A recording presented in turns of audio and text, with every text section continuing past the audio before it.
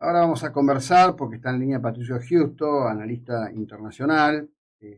Hay un escenario nuevo, digamos muy nuevo, que requiere realmente ser analizado y pensado. Patricio, ¿cómo estás? Buen día.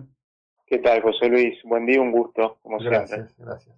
Muchos decían, después de la fuerte operación estadounidense para capturar a Maduro y su esposa Cilia Flores, hoy puestos a derecho ante un juez de New York, que esto podría perfectamente habilitar a China a ingresar e introducirse en Taiwán en definitiva.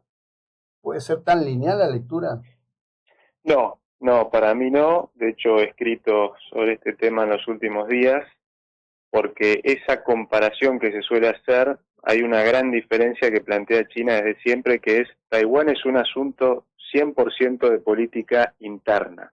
Ujú. Taiwán es considerada una provincia rebelde, China se tiene que terminar unificando, y así lo reconoce también el resto del mundo. Como sabemos, lo hemos hablado también, Taiwán tiene apenas 12 pequeños aliados.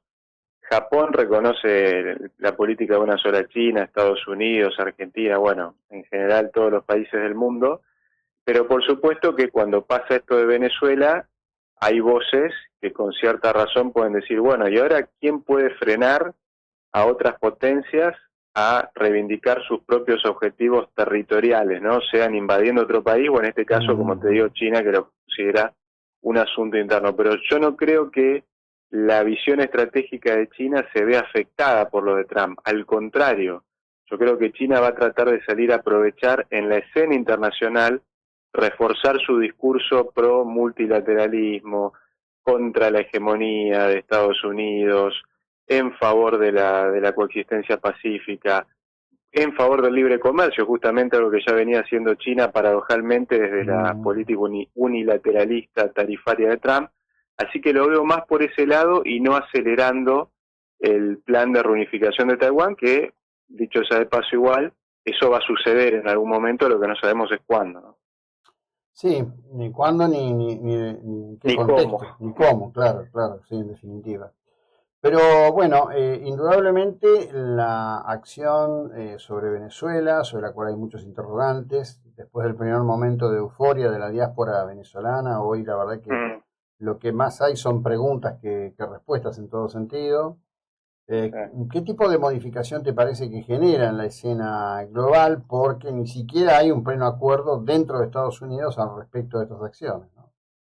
No, no solo que no hay un acuerdo, sino que hay cada vez más resistencia. Recordemos que afortunadamente Estados Unidos, pese a que el sistema está en una crisis muy profunda, sigue siendo una democracia republicana y el Congreso, el Poder Judicial, la misma ciudadanía que se organiza empieza a manifestarse, así que eso, cuidado porque internamente ya empieza a haber resistencia. Ahora, en el plano internacional, José Luis, esto es un cambio eh, tremendo, radical, que no tiene precedentes por la forma en que se está dando. Por supuesto que Ujú. había muchísimos precedentes de intervenciones de Estados Unidos, no solo en nuestra región, sino en otros Ujú. lugares, como vos sabés, Medio Oriente, Asia, etcétera.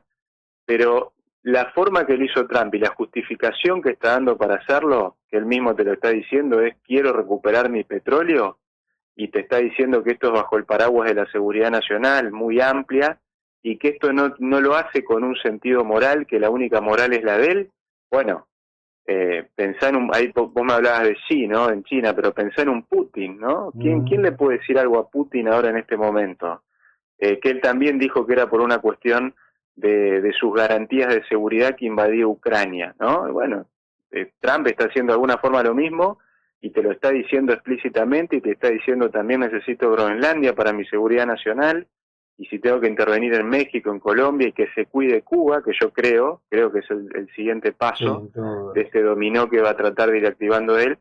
Entonces esto es un cambio tremendo porque nos retrotrae a la ley de la selva en relaciones internacionales con la principal potencia económica y militar ejerciendo esa lógica o promoviendo esa lógica. Así que entramos en un tiempo muy, muy peligroso e incierto. Y yo el otro día leía un análisis de una venezolana residente en Estados Unidos, evidentemente una persona muy, como quizás sin cartabón eh, en medios y demás, pero Carolina Restrepo Cañavera, que hacía un planteo, decía que todo eso es una cosa que puede ser como para plantear un escenario, pero que la realidad de lo que estaba analizando particularmente el Pentágono era la forma en que se estaba generando en Venezuela un polo muy peligroso para la seguridad de Estados Unidos en la interacción que tienen allí los iraníes fabricando drones Shahed, los rusos con los S-400, etcétera, etcétera, etcétera. Que quizás sea otra manera de mirar este mismo tema, ¿no? Sí, sí, a ver, esa presencia estaba. Obviamente que eso estaría bueno que Estados Unidos lo constate con pruebas evidentes más allá de estos rumores, que obviamente que son, y esa presencia existe, pero sería muy bueno que haya sido el planteo más de ese punto de vista que la cuestión del petróleo, ¿no? Y la continuidad del régimen, ese es otro tema que me parece muy preocupante, que Estados Unidos no está poniendo plazos, no solo que sacó al dictador, que por supuesto que muy poca gente lo está llorando, por no decir nadie en la región, pero digamos, la continuidad de ese régimen con todas las figuras tan tenebrosas, Delcy Rodríguez, el hermano, Padrino López, Diosdado Cabello, y te están diciendo que hay 3 fases, que primero la estabilización, después la reconstrucción, eso puede durar años, y después veremos la transición democrática, ¿no? Con el ninguneo de González Urrutia y Corina Machado. Más allá de esas razones que por supuesto son ciertas con esa presencia de estos actores, la verdad que hay preocupaciones, me parece, mucho mayores de la foto general, ¿no? que está dejando esta intervención. Sí, sí, lo que sí es esto sí que es patear el tablero, ¿no? Inclusive porque Totalmente. en definitiva también, a ver, insisto, veremos en el tiempo la naturaleza cierta de todo lo que se está diciendo hoy, donde cada uno está jugando un partido en la discusión de lo público, pero evidentemente el juego de la capacidad militar de Estados Unidos por sobre las capacidades tecnológicas de Rusia o de China también son parte del escenario de discusión y debate, ¿no? Bueno, pero déjame decirte algo interesante, que me parece a mí de lo que estás diciendo, porque yo pienso algo sobre esto. Yo veo un Estados Unidos que ya venía perdiendo la guerra comercial, la guerra tecnológica, y lo único que le quedaba, donde efectivamente tiene una supremacía todavía muy grande, es lo militar. Y Trump está ejerciendo ese músculo.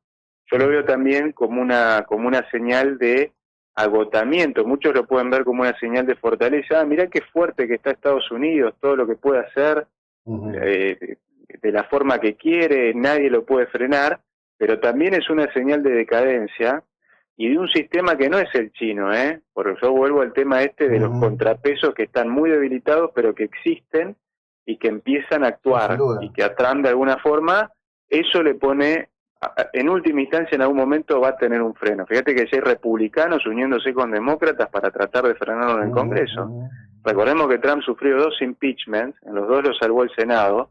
Vamos a ver cómo salen las elecciones el año que viene, y ahí todo ese poderío, todo eso que estamos viendo ahora, de alguna forma se puede diluir por el mismo sistema. Veremos si el sistema lo resiste o Trump de alguna forma termina imponiéndose. Yo creo que ese es uno de los grandes temas para el 2026 a observar, más allá de lo que vemos en la escena internacional. Sí, a ver, cuando uno mira lo que pasa con el poder mundial, nadie sabe cuándo va a terminar el gobierno de Xi Jinping. Lo que queda claro es que el gobierno de Trump termina en 2 años. Claro. También habrá que ver. Cuidado que quiere reformar quiere hacer una interpretación de la Constitución. Ese es otro de los temas de Trump. No una locura, pero bueno, lo está diciendo. Sí, bueno, pero yo creo que ya bueno, no sé, no importa. Ya veremos cómo ocurre. No me da la impresión que la estructura de poder de los Estados Unidos pudiera llegar ya a permitir una cosa de esas. Pero bueno, veremos qué es lo que pasa. No es fácil evaluarlo así como así. Contame un poquito de lo que estás viendo en relación al resto del escenario general, donde, bueno, el invierno es muy, muy difícil en este momento en Europa. Ucrania ha sido severamente bombardeada en todo el ámbito civil, pero por lo visto, o porque Trump está muy enfocado en esto, advirtiendo que iba a un fracaso en su propósito de una paz americana, americano-rusa impuesta a Ucrania o qué, daría la impresión que en las últimas semanas la posición del presidente Zelensky se ha fortalecido, ¿no?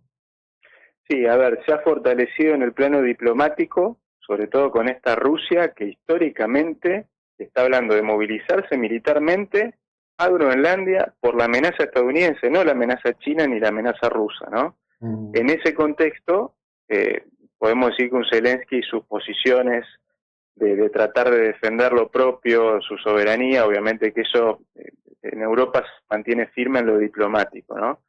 Ahora, obviamente que Putin va a aprovechar este contexto y lo está aprovechando. Vos lo decías, bombardeos masivos, cortó toda la red eléctrica de Kiev con un invierno durísimo, con el alcalde diciéndole a la gente que se pueda ir, que se vaya de la ciudad, de la capital, ¿no? Esa es la situación agobiante, totalmente dramática después de 3 años, más de 3 años casi de guerra. Así que esto es el otro peligro de lo que provoca Trump.